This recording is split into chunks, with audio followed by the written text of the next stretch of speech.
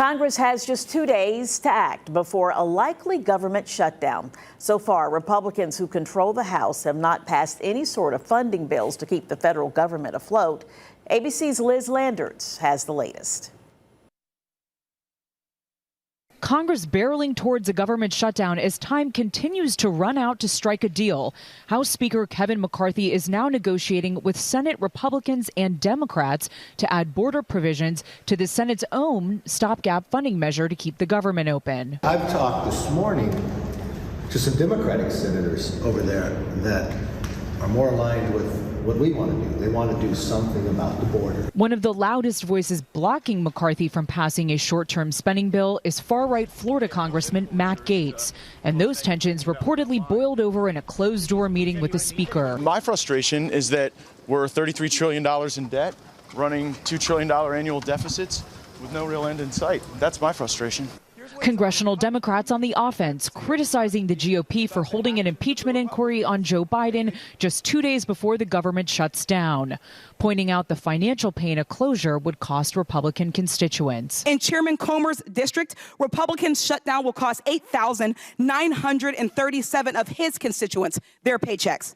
In Jim Jordan's district, Republicans' shutdown will cost 3,939 of his constituents their paychecks. And millions of federal workers could potentially lose pay, a prospect that is already worrying military families like the Carrigs, who have a daughter with health issues. The question has really become, what can we get rid of?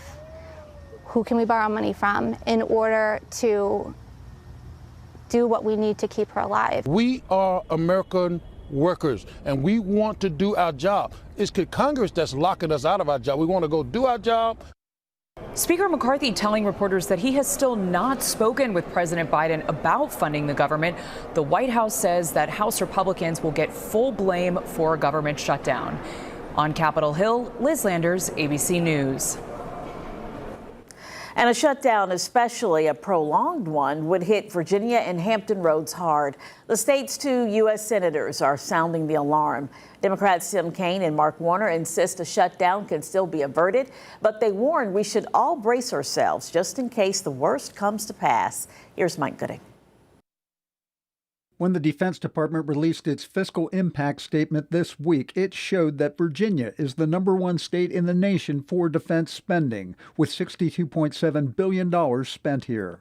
Virginia is home to 27 military bases, the Pentagon, the world's largest naval base, Naval Station Norfolk, the Navy's East Coast Master Jet Base, NAS Oceana, and the world's only maker of nuclear-powered aircraft carriers, HII's Newport News Shipbuilding, which it so happens is the state's largest industrial employer with more than 25,000 workers. Some of the hardest effects of shutdown will be seen in my state.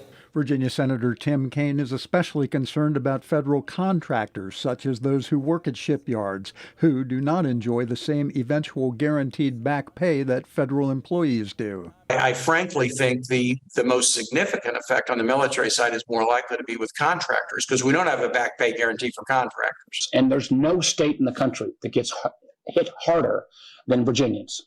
If we start a shutdown this weekend, you'll see federal workers or members of the armed services who will still have to go to work, but they won't get paid. Now, ultimately, after the shutdown, they will get reimbursed.